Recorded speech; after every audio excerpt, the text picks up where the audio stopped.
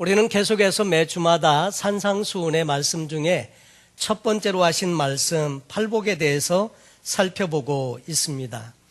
이 산상수훈의 말씀은 하나님 나라의 백성은 이렇게 살아야 한다, 그렇게 가르쳐 주시는 말씀들이 나오는데, 특별히 하나님과의 관계에서 그리고 사람과의 관계에서 그리스도인으로 가져야 하는 성품과 삶의 자세, 이런 것들을 계속해서 가르쳐 주고 있습니다. 오늘 저는 여러분과 함께 화평케 하는 자에 대해서 살펴보길 원합니다. 이 화평케 하는 자라고 하는 말의 의미는 에이레 노포이오스라고 하는 말인데, 평화를 의미하는 에이레네라는 단어와 행한다, 만든다는 뜻의 포이에오라는 단어의 합성어가 바로 에이레 노포이오스라고 하는데, 이것은 평화를 만드는 자의 의미입니다. 영어 성경에서는 이것을 피스메이커라고 번역을 했는데, 여기에 복수 형태가 사용되어져서 평화를 만드는 사람들, 이런 의미가 되겠습니다. 우리는 그래서 이 말씀을 대할 때 화평케 하는 자에 대해서 생각할 때 사람들을 평화롭게 만들어주고 중재해주고 또 이런 역할을 생각하기 쉽습니다.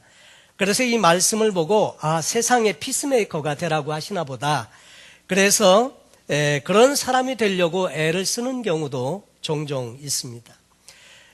인도의 마하트마 간디라고 하는 분은 이 산상수훈의 말씀을 보고 비폭력 무저항의 평화 전도자가 되었죠. 간디는 죽는 날까지 산상수훈을 읽었다고 이렇게 알려져 있습니다. 아침에 일어나면 제일 먼저 읽는 것이 산상수훈이었다고 하는데, 그러면 그 사람이 진짜 화평케 하는 자인가? 세상의 가치관으로 보면 그 말이 맞는 것 같기도 한데, 그러나 주님은 그런 의미에서 화평케 하는 자를 말하지 않았다고 하는 거죠. 사실 인도의 마하트마 간디는 힌두교인입니다. 이 성경에 나오는 이 평강, 화평, 화목 다 같은 단어인데, 성경은 예수님을 가리켜서 평강의 왕이라고 소개를 해 주십니다. 이사야서 9장 6절로 7절에 보면, 이는 한 아기가 우리에게 낳고 한 아들을 우리에게 주신 바 되었는데 그 어깨에는 정사를 메었고 그 이름은 기묘자라, 모사라, 전능하신 하나님이라, 영존하시는 아버지라, 평강의 왕이라 할 것입니다. 여러분, 평강의 왕이라고 하는 말은 평강, 화평의 주인이다, 그런 의미가 되겠습니다. 사실 우리가 이것을 만들어낼 수 있는 것이 아니고 이것은 하나님께로부터 와야 하는 것이고, 그 평강, 평화의 주인이 바로 예수님이신 것을 말씀해 주십니다. 그래서 예수님이 빠져버린 이 화평이라고 하는 것은 있을 수 없는 것이라고 성경은 소개해 주고 있습니다. 그래서 이 예수님께서 이 평강, 화평, 이것을 주시기 위해서 이 땅에 오셨는데, 그렇다면 누구와 누구를 화평케 하기 위해서 예수님이 오셨냐 하는 거죠.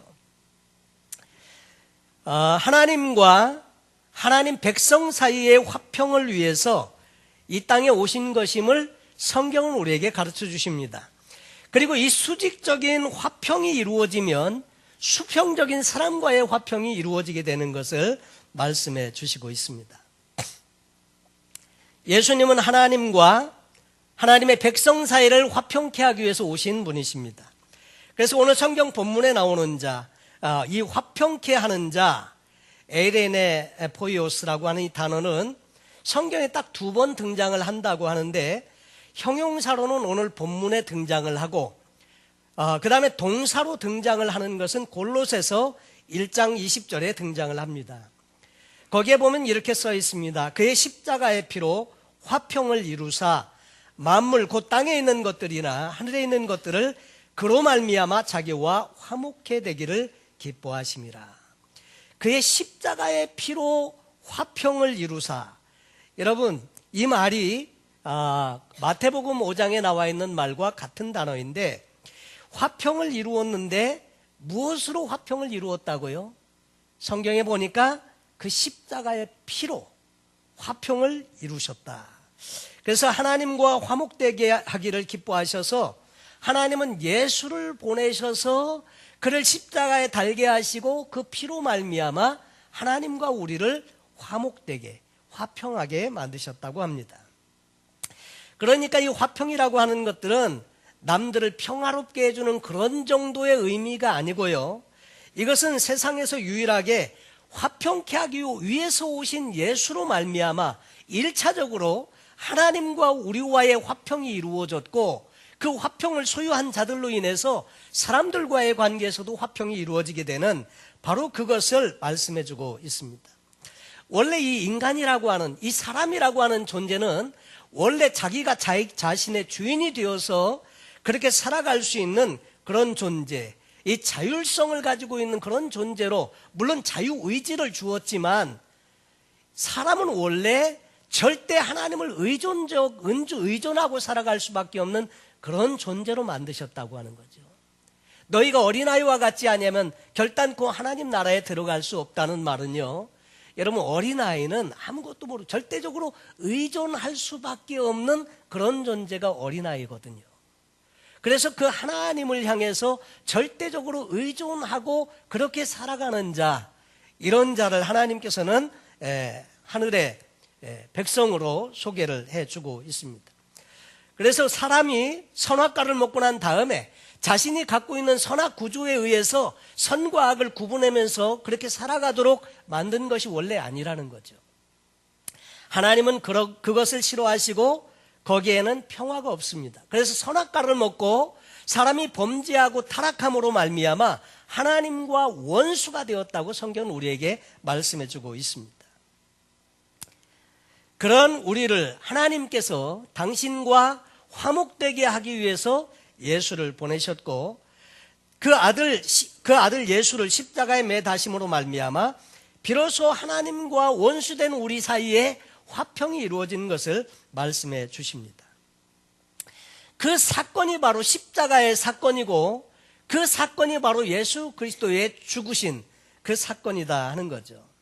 그 결과로 갈라디아서 2장 20절에 보면, 내가 그리스도와 함께 십자가에 못 박혔나니 그런즉 이제는 내가 산 것이 아니요 오직 내 안에 그리스도께서 사신 것이라.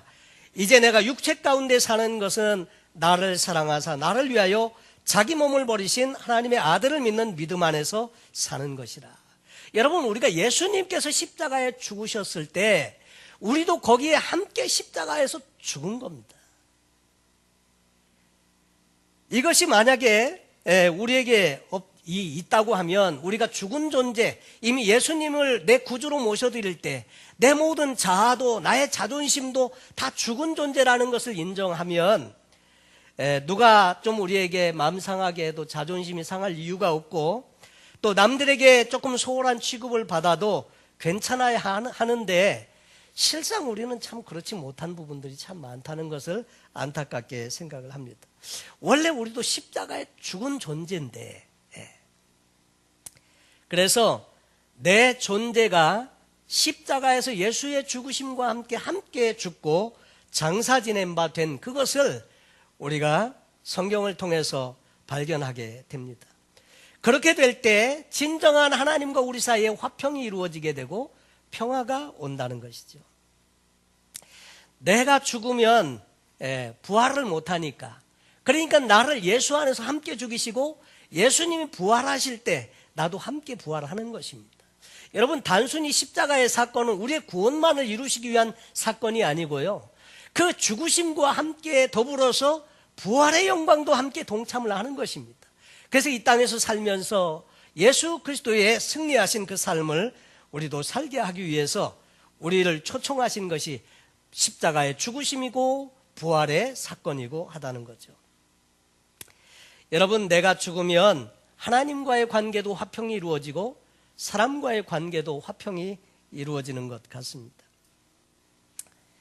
그리고 이 하나님과 화목된 그런 우리가 하나님의 그 은혜를 삶으로 또 입으로 전할 때 사람들과 하나님과도 역시 화평케 되는 일이 이루어지게 된다는 것입니다. 이것을 화평케 한다고 말하는 것이고요.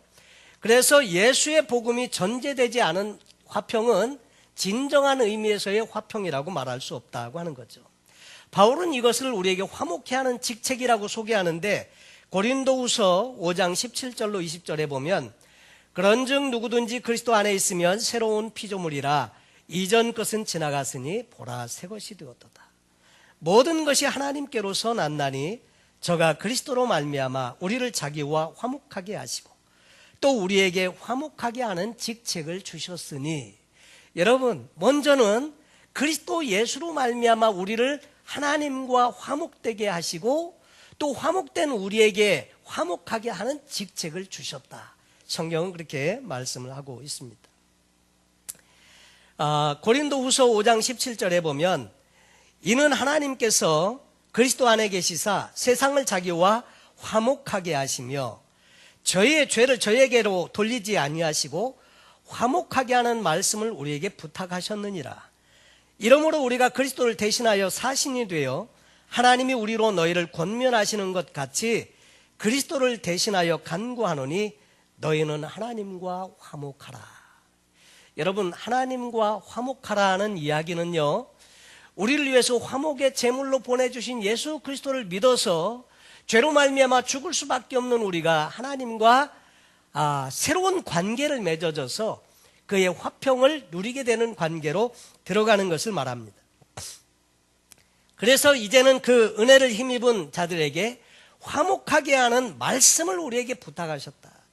여러분, 이 성경 말씀은요, 하나님과 범죄하고 타락한 인간을 화목하게 하는 하나님의 놀라운 비밀을 담고 있는데 그것이 바로 말씀이고 말씀의 핵심은 바로 예수 그리스도라고 하는 것을 성경은 우리에게 가르쳐 주십니다. 그러면서 세상을 향해서 사도 바울은 권면하기, 너희는 하나님과 화목하라. 여러분, 하나님과 관계를 잘 맺으라는 이야기입니다. 죄의 문제를 해결하고 죄의 문제를 해결하기 위해서 화목제물로 오신 예수 그리스도를 통해서 그분과의 새로운 관계로 들어가라, 이렇게 초청을 하는 것입니다. 그래서 화목하게 하는 말씀을 우리에게 주셨다 말씀을 하시는데, 여러분, 우리 스스로는 절대로 화평의 단계에 도달할 수 없으니까 하나님께서 예비하신 예수 그리스도의 보혈만을 의지하고 그 피로 구속함을 받으라는 말씀의 의미입니다. 그래야 화평이 가능해지니까요. 여러분, 그래서 우리의 모든 공로나 선행이나 우리가 행하는 모든 것들로 인해서 우리는 스스로가 화평케 될 수는 없습니다. 그래서 예수님께서 오신 것이고 예수님을 믿음으로 말미암아 우리는 하나님과 화목될 수 있습니다. 로마서 5장 1절에 그래서 이렇게 말씀하십니다. 그러므로 우리가 믿음으로 의롭다 하심을 얻었은즉 우리 주 예수 그리스도로 말미암아 하나님으로 더불어 화평을 누리자. 화평을 어떻게 누립니까? 예수 그리스도로 말미암아. 예수 그리스도를 통해서 우리는 하나님과 화평을 누리게 된다는 거죠. 진짜 평화는 그래서 예수 그리스도를 통해서 오게 되고 그 예수를 소유함으로 말미암아 우리는 다시 세상에서 죽어진 존재로 온전히 이제는 내가 사는 것이 아니고 내 안에 예수님께서 사실 때, 그럴 때 하나님은 우리를 통해서 이 평화의 소식을 이웃들과 함께 나누게 하신다는 거죠. 사람들도 다 자기가 평화를 원합니다. 그런데 사람들이 원하는 평화는 다 자기중심적이에요. 자기가 주인공이고 자기가 주인이고, 그래서 평화를 누리는 것도 내가 원하는 방식으로의 평화가 아니면 우리는 그것을 평화라고 생각하지 않지 않습니까? 나라들이 전쟁을 하지요. 전쟁을 하는데 전쟁을 하는 명분은 다 뭐냐면 평화를 위해서 싸운다고 해요. 근데 다 그래서 전쟁을 하거든요. 정작 말은 평화를 위해서인데 자기들이 원하는 방식의 평화를 원하는 거죠. 그런데 하나님 나라의 진정한 평화가 어떻게 우리에게 주어지는지를 잘 보여주는 내용이 구약에 등장하는 화목제라는 제사입니다. 화목제라는 단어 자체가 평화의 제사라고 하는 말인데, 신약에도 이 말이 자주 등장을 하는데 평화, 평강, 화목 같은 말입니다. 원래 이 화목제는 베풀어 주신 하나님의 은혜와 구원에 감사해서 드리는 제사이고요. 서원제와 낙헌제로 나누어지는데, 과거, 현재, 미래를 통틀어서 하나님께서 우리에게 베풀어 주신 은혜를 감사하면서 드리는 제사입니다. 하나님께서 해주신 일에 대해서 찬송하고 찬양하고 자랑하는 것, 이것이 바로 예배라고 하는 거죠. 여러분, 이 화목제의 의미를 바울이 이렇게 설명해 줍니다. 로마서 3장 25절에 이 예수를 하나님이 그의 피로 인하여 믿음으로 말미암는 화목제물로 세우셨으니 이는 하나님께서 길이 참으시는 중에 전에 지은 죄를 간과하심으로 자기의 의로우심을 나타내려 하심이니. 그래서 우리의 모든 죄에 대해서 예수 그리스도로 말미암아 화목제물로 처리를 하시고 그 지은 죄에 대해서 간과하시고 용서해 주시기로 결정하신 것, 바로 그것임을 말씀해 주십니다. 하나님과 하나님의 백성들의 화목, 이 화평을 위해서 드려진 제물이 바로 예수 그리스도시고 이분은 바로 하나님의 아들이셨다고 하는 것이죠. 이 화목제에 대한 규례가 레위기서에 등장을 합니다.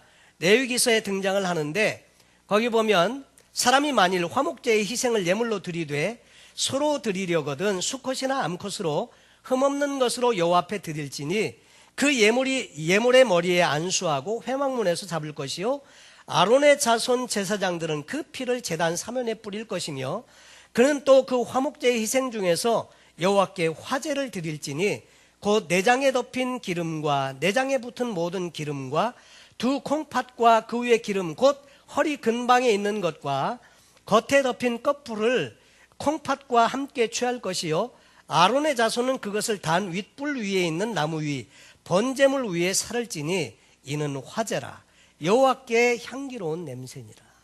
기름은 하여튼 다 하나님께 드리는데 이 기름은 한편으로 기름 부으심을 받은 메시아, 이런 의미가 그 말 속에 포함이 되고요. 이 화목제라는 말 자체가 평화의 희생물, 평화의 제물인데 화목제 이 규례에서 제물을 드릴 때 기름은 기름 부은 자, 메시아를 의미하는 의미에서 우리가 해석할 수 있고, 콩팥과 간은요 우리 몸 안에 있는 장기 중에서 해독을 하는 장기입니다. 해독을 한다는 거죠. 그래서 우리의 모든 죄가 이 희생의 이 화목 제물을 통해서 해독되어지고 죄가 사해지는 것을 의미하는 의미로 그렇게 쓰여지지 않았나 생각이 됩니다.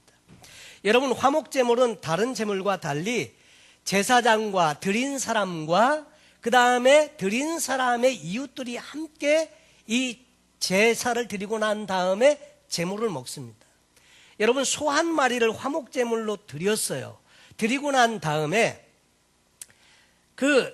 콩팥과 간과 그 기름들은 태워서 화제로 드리고 남은 것들은 다 함께 먹는데 하루 만에 먹어야 돼요. 여러분, 소 한 마리를 어떻게 하루 만에 먹을 수 있습니까?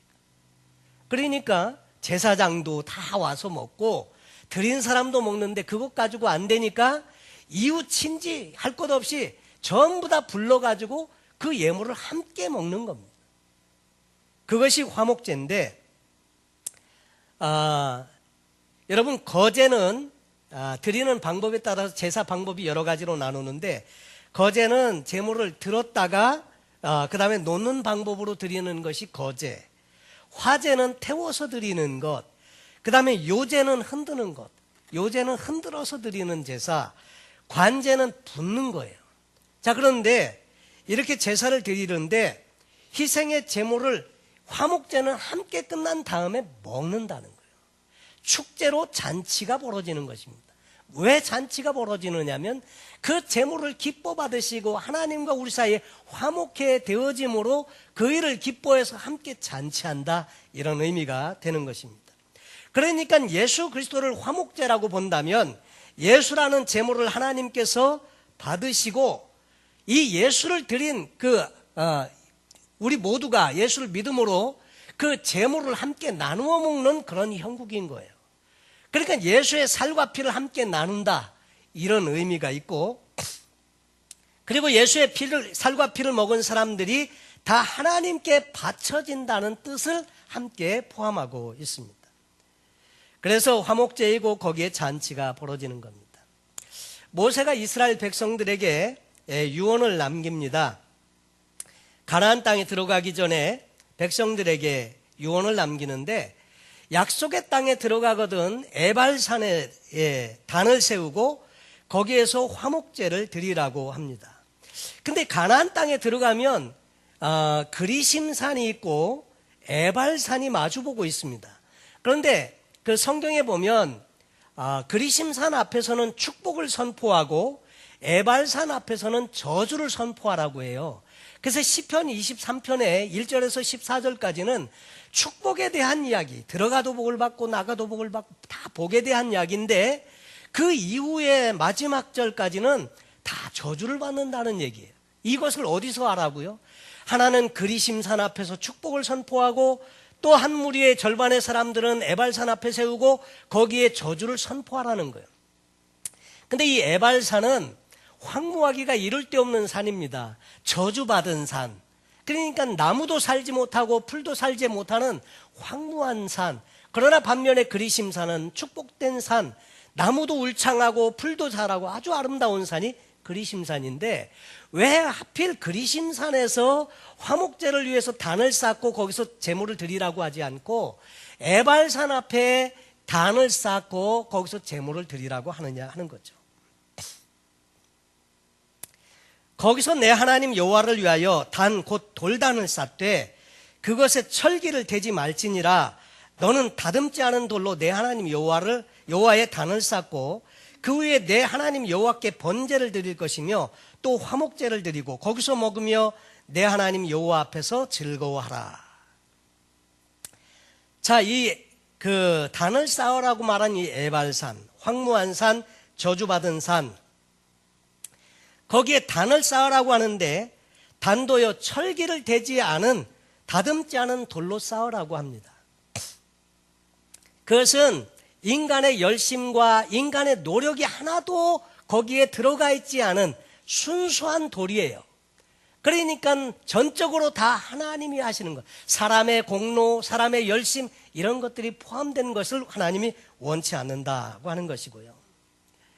그래서 이 화목제가 거기에서 드려지는데, 여러분, 에발산이라고 하는 것은 저주받은 우리 인생들을 상징해 줍니다. 그 앞에서 번제를, 이 화목제를 드리는데, 사람의 힘이 공로가 없는 다듬지 않은 돌로 단을 쌓고 거기에서 그 화목제를 드리는 겁니다. 그리고 그 제물을 드린 이후에 우리가 살았다고 하면서 기뻐하면서 하나님께 감사하고 기뻐 뛰라고 하는 것입니다. 여러분, 이것이 사실 복음이에요. 구약의 모든 내용들은 신약을 예표하고 그런 내용들을 모형이라고 합니다. 모형론, 타이폴로지라고 하는데, 여러분, 다시 말해서 이 화목제, 이것은 예수 그리스도를 통한 구원의 놀라운 소식이 어떻게 우리에게 완성되었는지를 설명해 줍니다. 그런데 사람들은 하나님과의 화평과 이 화평이라고 하는 것을 우리의 느낌과 감정으로 자꾸 점검하고 확인하려고 하는데 문제가 있습니다. 출애굽기 32장 1절로 6절에 보면 모세가 이제 하나님과 대면하기 위해서 시내산에 올라가서 40주야를 보내게 됩니다. 그동안에 산 아래서는 백성들이 아주 모세가 돌아오지 않으니까 불안해졌습니다. 그래서 하는 말이, 일어나 우리를 인도할 신을 우리를 위하여 만들라. 그 아론에게 하는 얘기죠. 이 모세, 곧 우리를 애굽 땅에서 인도하여 낸 사람은 어찌 되었는지 알지 못함이니라. 그래서 아론은 백성들의 금고리를 다 모아가지고 그것으로 신상을 만듭니다.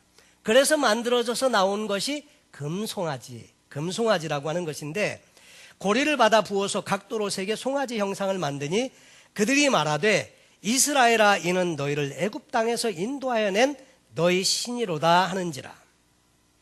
아론이 보고 그 앞에 단을 쌓고 이에 공포하여 가로되 내일은 여호와의 절일이니라 하니, 이튿날에 그들이 일찍 일어나 번제를 드리며 화목제를 드리고 앉아서 먹고 마시며 일어나서 뛰놀더라. 여러분, 근데 그 금송아지는 무엇로 만든 겁니까? 금으로 만들었지만 무엇을 대신해서 만들었어요? 여호와 하나님을 대신해서 만들었어요. 그리고 그 금송아지를 여호와 하나님이라고 하고 그 앞에 번제를 드리고 기뻐 뛰놀면서 먹고 마시고 즐거워했다고 하는 건데, 여러분, 하나님이 보이지 않으니까, 자기들과 함께 했던 모세가 보이지 않으니까 보이는 뭔가 대체물이 필요했던 거예요. 그래서 만든 것이 금송아지였다는 거죠. 그리고 이것을 여호와라고 생각하고 거기다 제물을 드리고 다 했는데, 문제는 하나님이 그것을 기뻐 안 하셨다고 하는 겁니다. 여러분, 사람들은 눈에 보이는 어떤 것으로 평화를 얻으려고 하고요, 그 다음에 화평을 얻으려고 합니다. 물질이나 사람이나, 그래서 뭔가 보이는 것을 필요로 해요. 모세가 사라지고 나니까 사람들이 불안했던 것입니다. 왜냐하면 보이는 존재인 이 하나님을 대신하는 인간, 이 모세가 없으니까 불안해진 거예요. 그래서 금송아지를 만들게 된 거죠. 그리고 모세를 뭐라고 그들이 부르느냐면 우리를 애굽에서 인도하여 낸 사람이라고 합니다. 여러분, 애굽에서 이스라엘 백성들을 인도하여 낸 분은 누굽니까? 모세입니까? 하나님입니까? 하나님이십니다. 모세는 쓰임받은 도구였어요. 그런데 사람들은 모세를 애굽에서 자기들을 인도하여 낸 사람이라고, 물론 그 말도 맞지요. 그러나 진짜 인도한 분은 하나님이시거든요. 우리도 우리의 삶의 그 환경에서 진짜 그 배후에서 일하시는 하나님을 보지 못하면요, 우리는 자꾸 보이는 것을 통해서 우리는 화평을 찾으려고 하고 평강을 찾으려고 이렇게 하기 쉽다고 하는 거죠. 여러분, 그래서 눈에 보이던 모세를 쫓았던 그들은 모세를 대신하는 대체물을 만들었습니다. 또 하나님을 대신하는 대체물을 만들었는데, 그래서 고작 만들어낸 것이 금송아지라는 것입니다. 근데 하나님은 거기에 진노하시죠. 여러분, 예수 없는 화평은 진정한 화평일 수 없고요, 이 복음이 없는 화평, 복음이 없는 것으로는 화평케 할 도리가 없다는 거죠. 단순히 우리가 마음을 좀 이렇게 편안하게 해주는 것을 성경이 말하는 화평케 하는 자는 복이 있나니, 그 화평이 아니라니까요. 로마서 5장 10절로 11절에 곧 우리가 원수 되었을 때 그 아들의 죽으심으로 말미암아 하나님으로 더불어 화목되었은즉 화목된 자로서는 더욱 그의 살으심을 인하여 구원을 얻을 것이니라. 이뿐 아니라 이제 우리로 화목을 얻게 하신 우리 주 예수 그리스도로 말미암아 하나님 안에서 또한 즐거워하느니라. 여러분, 하나님과 원수 되었던 우리를 화목하게 하신 분은 예수 그리스도시고, 그분이 바로 하나님의 아들이시라는 것입니다.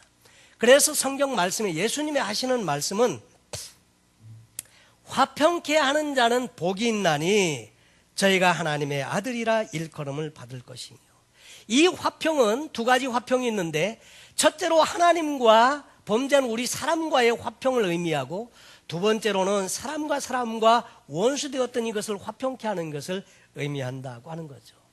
그래서 예수님이 오셔야 진정한 화평이 이루어지게 된다는 것입니다.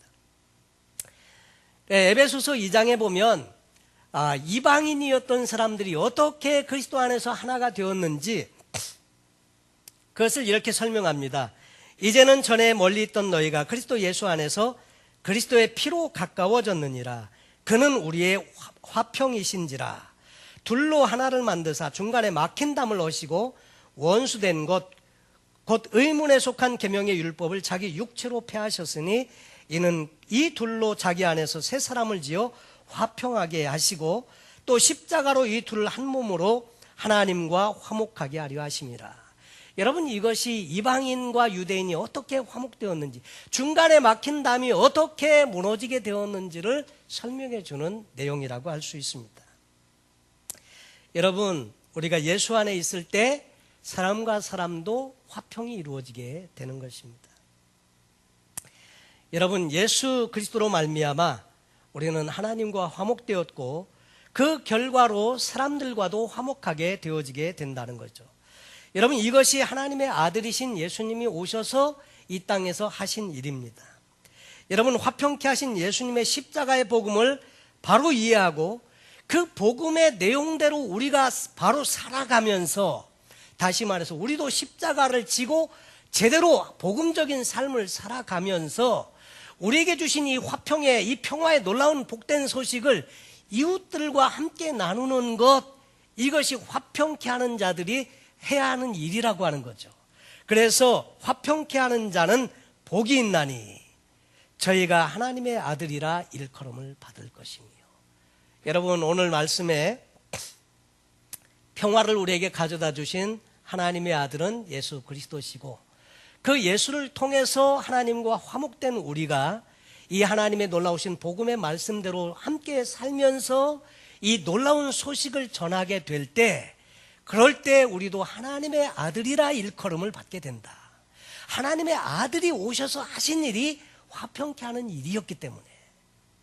그래서 소원하기는 저희 사랑교회 모든 성도님들께서 첫째로 하나님과 화목되시고 화평하신 자가 되시고, 두 번째로 이 화목케 하기 위해서 오신 예수의 놀라운 복음의 말씀을 이웃들과 함께 더불어서 나누면서 화평케 하는 자로 우리가 함께 사셔서 정말 하나님께서 기뻐하시는 하나님의 아들이라 일컬음을 받는, 하나님의 딸이라고 일컬음을 받는 복된 성도의 삶이 다 되시기를 예수님의 이름으로 축원합니다.